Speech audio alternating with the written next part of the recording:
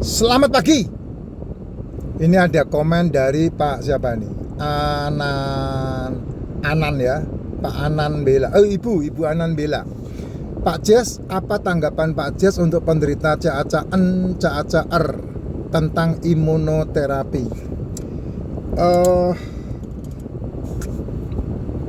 Imun itu kan bicara masalah kekebalan tubuh ya. Jadi tubuhmu ini sakti ya. Tubuhmu itu memiliki kekebalan tubuh yang disebut sebagai imun dalam tubuh. Tapi imun itu bisa menjadi sebuah penyakit. Intinya sebetulnya saya tidak mempermasalahkan pengobatan model apapun ya. Asal ada dua komponen ini sebetulnya tidak ada masalah. Yang pertama itu disebut sebagai konvensional. Konvensional itu adalah pengobatan yang dipelajari di dalam semua ilmu kedokteran. Itu konvensional. Menggunakan keahlian tertentu, menggunakan alat tertentu, itu disebut sebagai konvensional. Dan sudah paten, karena obatnya paten gitu. Kamu kalau punya masalah gula darah, kamu pasti dikasih yang namanya Pormin. Kamu yang punya masalah gula darah, kamu pasti berhubungan dengan glipin. Kamu yang punya kambing hitam, kolesterol, pasti kamu akan dikasih obat namanya statin. Kamu kalau memiliki demam, pasti kamu akan dikasih obat yang gitu ya, itu yang namanya antibiotik, yang namanya obat-obatan yang sudah paten gitu. Itu memang ada dan itu diberikan kepada manusia. Sudah ada penyelidikan yang dilakukan secara konsisten dan ada jurnal-jurnalnya.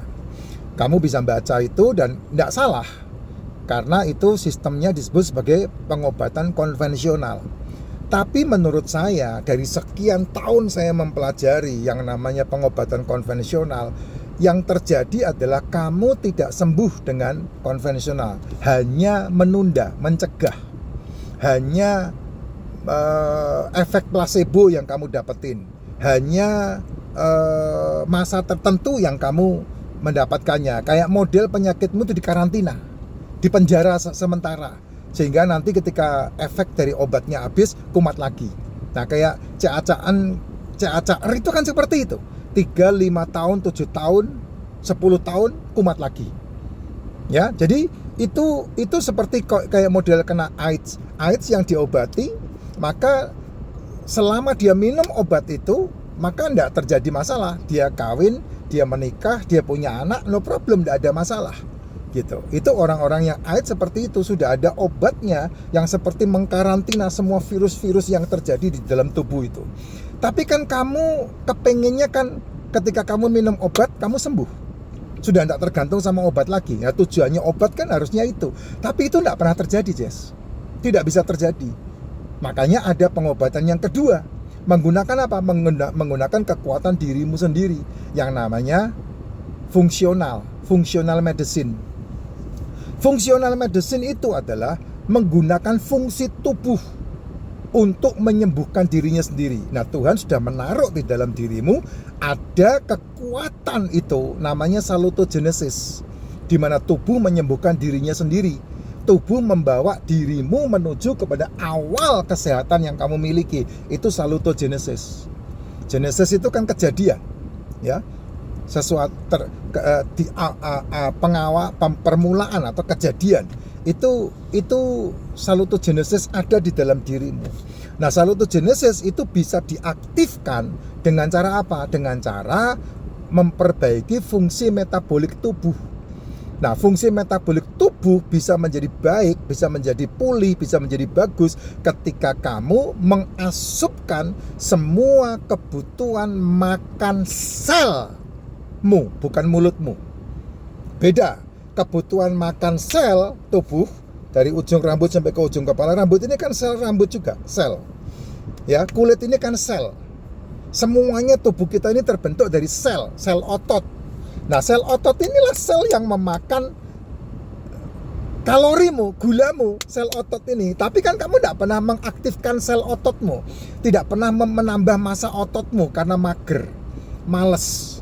Kamu lebih mementingkan istirahat dan tidur daripada kamu memecah ototmu untuk memakan kalori yang tersisa di dalam tubuhmu ini.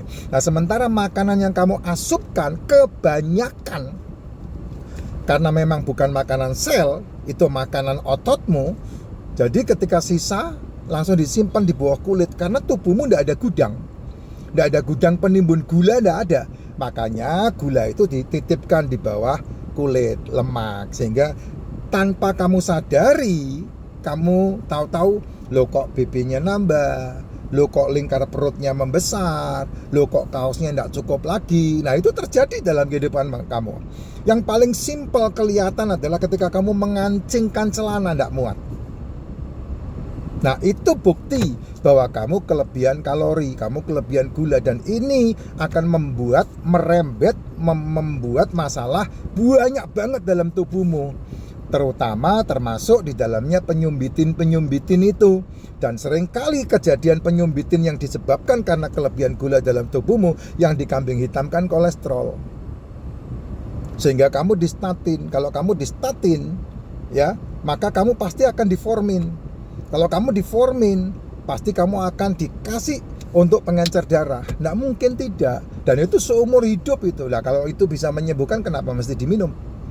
Kan berhenti pasti. Gitu. Beda dengan kamu makan setiap hari yang namanya nutrisi, karena itu yang dibutuhkan. Tubuhmu ini mati sebetulnya. Tubuh manusia ini sebetulnya mati. Tapi karena kamu punya kebutuhan hidup, maka kamu harus mengasupkan terus mineral, vitamin, asam amino, asam lemak, supaya selmu nyala, selmu hidup.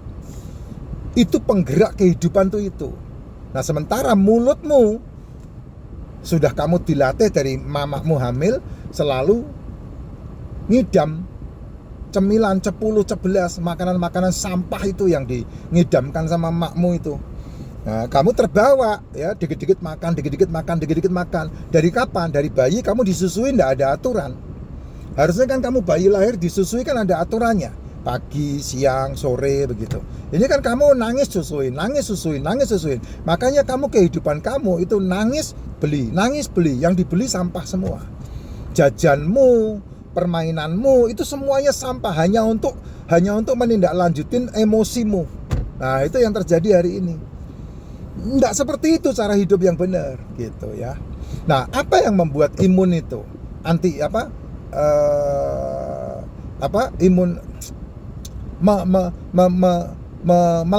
melanggar kesehatan tubuh itu? Karena leaky gut. Gutmu bocor, leaky. Dari gut itu apa? Dari kerongkongan ini sampai ke ujung anus itu gut. Semua makananmu tidak bisa masuk ke dalam tubuhmu, harus melalui rongga, harus melalui selang. Dari kerongkongan ini sampai ke lambung, sampai ke usus besar, sampai ke usus halus, sampai dibuang. Nah, kalau gutmu bocor, nah protein itu langsung tembus. Nah itu karena muncul sesuatu yang baru, yang tidak melalui pembuluh darah, yang tidak melalui gut yang benar, maka autoimunmu jalan. Imunmu bekerja, itu dikerjakan sama semua yang disebut sebagai sel-sel darah putihmu itu. Makanya ketika imunitas bekerja karena ada benda asing, maka imunnya itu adalah yang berperang, tentara di dalam tubuhmu itu, ya, mempertahankan tubuhmu. Apakah banyak yang mati untuk mempertahankan tubuh? Banyak. Makanya kalau kamu pilek, itu berarti tubuhmu sedang berperang. Makanya keluarnya ingus, ya. Kadang kamu keluar darahnya itu, BO-nya itu bisa keluar darah di situ, gitu. Tapi kalau kamu ada beberapa konsultasi kan berak keluar darah, kamu disebut sebagai, wah itu kamu bebelen.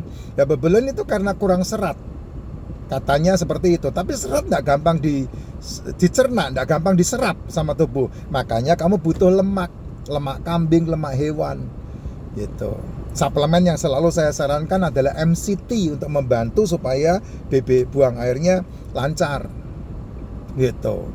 Nah, kalau pengobatan menggunakan autoimun, ya kalau seandainya kamu tidak memperbaiki gutmu, tidak memperbaiki livermu dimusuhin dengan cara kamu mengkambing hitamkan kolesterol, ya ujung-ujungnya pasti akan baik sebentar, kumat kemudian. Ya. Nah, yang